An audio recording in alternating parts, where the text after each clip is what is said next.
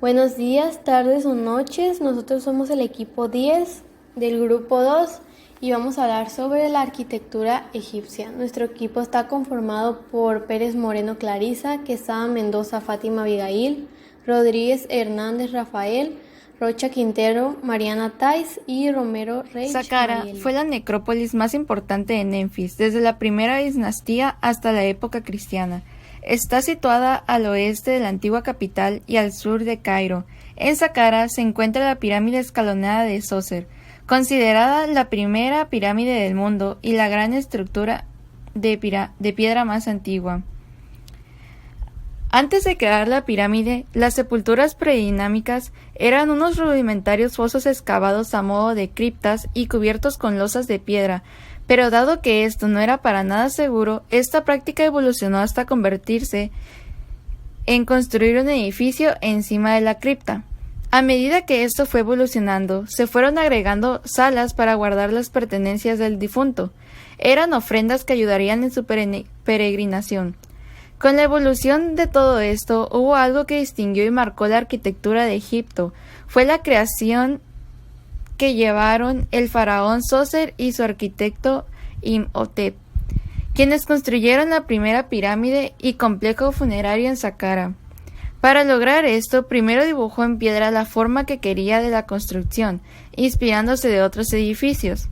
Después, gracias a esto, se inventó la pirámide.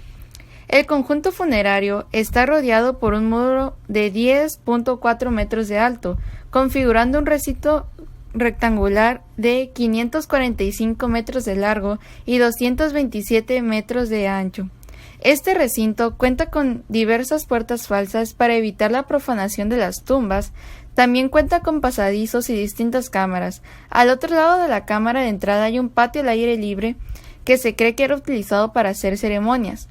Más allá de la entrada, y después de haber cruzado un largo pasillo, el lugar tiene dos edificios idénticos, que son el Palacio Meridional y el Palacio Septentrional. Al oeste de este último hay un palacio donde está la cámara Serdab. La pirámide escalonada se posa sobre la mastada de la primera planta, que es donde se encuentra la tumba del rey. Su interior es lujoso. Los muros fueron revestidos de cerámica verde y para alojar a los otros miembros de la familia real, la mastada fue ampliada horizontalmente, disponiendo de esta manera 4 mastabas más. Además de esto, se le amplió más la base resultando en un monumental pirámide escalonada de 140 metros por 118 de base y 60 metros de altura. Gracias a este suceso, los demás faraones adoptaron este estilo de las pirámides, quienes más tarde fueron suavizando la superficie de la cara de las pirámides y rellenaron los huecos de los escalones, dándole así el aspecto que conocemos ahora en día. Están en el puesto número 1 entre las 7 maravillas del mundo, pues tal vez no exista ningún otro monumento en el mundo al que le hayan dedicado tantas especulaciones y estudios científicos. El trío de Giza representa la culminación de la edificación piramidal que ya no sería superada por ningún otro monumento egipcio. Las caras de cada una de las pirámides están perfectamente orientadas a los 4 puntos cardinales.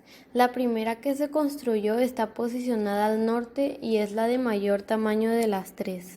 Fue erigida por Keops, el segundo faraón de la cuarta dinastía, aproximadamente entre los años 2680 y 2560 a.C. La siguiente, inmediatamente al sur de la anterior, fue construida por el hijo de Keops, Kefren, el tercer faraón de la cuarta dinastía. Tiempo después, al suroeste de la pirámide central, el faraón Mykerinos, hijo de Kefren, construiría la tercera y la más pequeña de las 3. Lo que más llama la atención y atrae de las pirámides se debe a 2 factores, uno por su imponente tamaño y otro por la precisión con que fueron construidas. Por ejemplo, la pirámide de Keops, que es la mayor de las 3, medía originalmente 440 varas egipcias de lado, que son alrededor de 230 metros o 755 pies, y 280 varas de altura, que son alrededor de 146 metros o 479 pies. Originalmente la pirámide de Keops iba a construirse totalmente encima de la cámara funeraria subterránea excavada en la roca de la meseta. Tiempo después, mientras se colocaban las primeras hiladas de bloques, se cambió la idea inicial de la cámara subterránea por una cámara algo más sobre el nivel exterior. Más adelante se volvió a cambiar la idea y la cámara funeraria se enclavó en un lugar todavía más elevado, casi en el mismo centro de gravedad de la pirámide. Deir el-Medina es una ciudad diseñada que le dio alojamiento a los calígrafos, artesanos, pintores, escultores, porque trabajaban en las tumbas de los grandes reyes.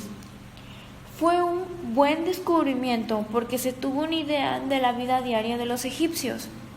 Entonces, al descubrirse esta ciudad, podemos decir y podemos hablar que ahora sabemos cómo eran las casas, cómo era la población del antiguo Egipto, que las casas estaban construidas de adobe, o sea, de barro y paja, las puertas y el dintel serían de madera, en su mayoría, con una sala común por una enorme columna que sería la sala principal, donde recibían a los invitados, con habitaciones privadas, con cocina que tenía hornos de adobe, no tenían techo por la ventilación y era muy raro que llovía, era muy disperso, si llovía era raro. Molestaba mucho eran los calores intensos, con pequeños almacenes subterráneos en donde se podía almacenar comida. En ocasiones una escalera que subía a la terraza utilizada en verano como dormitorio por el calor. La casa suburbana de Aston es una muestra sobre la clase alta con privilegio y la diferencia de vida que tenían en las mansiones. Se organizaban comenzando con un gran muro en el interior del jardín, cercado por un muro que se alzaba por una capilla dedicada a Antón, atravesando un patio en el que ya accedías a la sala norte y a la sala central, en donde éstas se conectaban con lo demás. Se organizaban por un conjunto de habitaciones en el lado oeste. Normalmente ahí estaba la cabecilla de familia. Las ventanas sí tenían, pero eran muy pequeñas para disminuir el calor que tanto había en Egipto. Pues ya en la zona secundaria estaba el granero, en el oeste los establos, un cuarto de carruajes. La dependencia del servicio estaba en el lado suroeste y la cocina estaba en el lado sureste. Los establos y el pozo estaban ubicados en el muro este. Este tipo de vivienda vivían funcionarios importantes y sacerdotes. Entonces esto marcaba una diferencia de clases. Como era de suponerse, las enormes pirámides de Gizeh jamás fueron superadas en su tamaño. Esto pudo deberse a que los siguientes faraones decidieron optar por pirámides más pequeñas. Sin embargo, estas pirámides fueron reemplazadas por tumbas y por templos que fueron considerados grandes obras reales.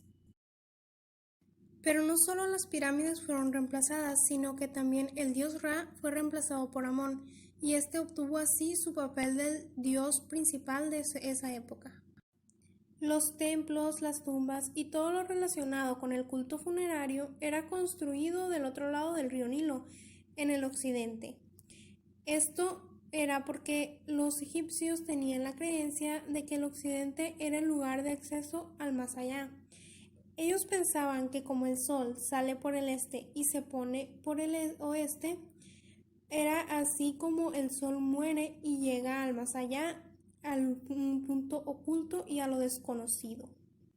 La tumba de Hatshepsut fue inspirada en el modelo del templo de Deir el-Bahari, pero este templo era mucho más antiguo. Fue creado por el año de 2120 a.C. durante el reinado del faraón Mentuhotep III, y también estaba situado en diferentes niveles arquitectónicos y tenía pórticos con columnas abiertos. De esa tumba queda muy poco, pero junto a ella se encuentra la de Hatshepsut, quien fue la primera mujer en gobernar como faraón. Hatshepsut pidió a su arquitecto Setmut que le construyera un templo funerario junto al de Mentuhotep. Este debía tener árboles de mirra, los cuales debían ser importados desde las tierras del Punt. Esta tumba, cuando se construyó en la terraza superior, contaba con los templos dedicados a Hathor, la diosa del amor, las artes y la música, y Anubis, el dios de los muertos y conductor de las almas. Y más al fondo, adentrándose en la cara de la montaña, se encontraban los templos de los dioses principales, de Amón y de Ra. Los templos egipcios eran algo más que lugares de culto, combinando su función religiosa con las de centros de aprendizaje y administración para la nación. El templo egipcio, el edificio público más importante en la época del Imperio Medio, era mucho más que una iglesia, tal y como solemos entender este concepto hoy. Era también lugar de residencia y adiestramiento para el inmenso aparato burocrático del país, pues aquí los sacerdotes impartían la enseñanza de la escritura y la pintura. Esto para garantizar que las imágenes e inscripciones de las tumbas fueran correctas. El templo de Amón en Karnak, al sur de Tebas, se convirtió gradualmente en el centro administrativo y religioso del Imperio egipcio.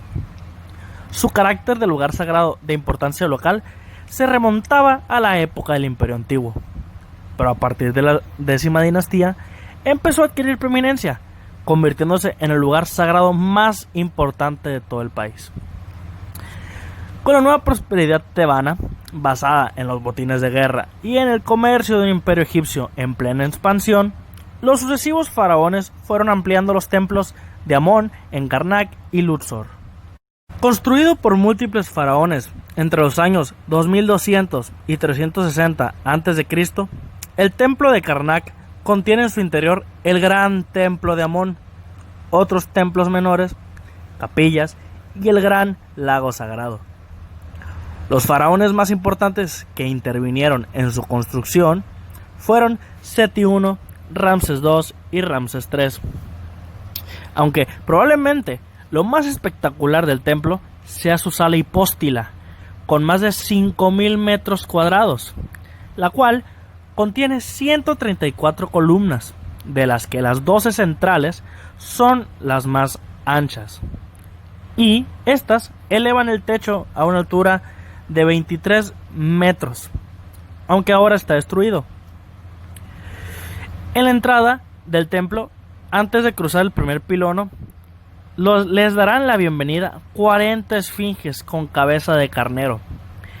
Este es el comienzo de la avenida de las esfinges, que llegaba hasta el templo de Luxor y hasta el Nilo.